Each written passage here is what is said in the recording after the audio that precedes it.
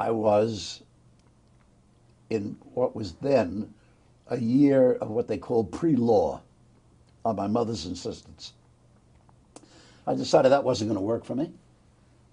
And I went downtown to City College, the Baruch School of Business. And I found that there I was at home.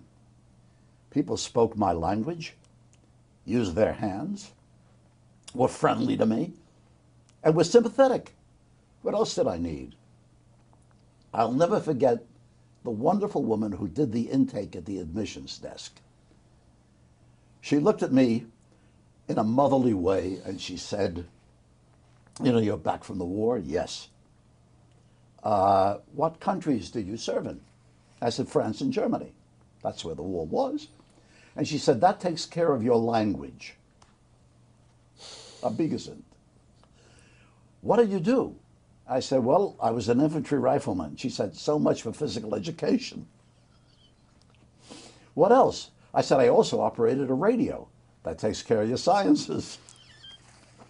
And so I did about 2 years of school in about 15 minutes. However, it was required that if you wanted a business degree, you would have to learn accounting. Ashvatzia, accounting.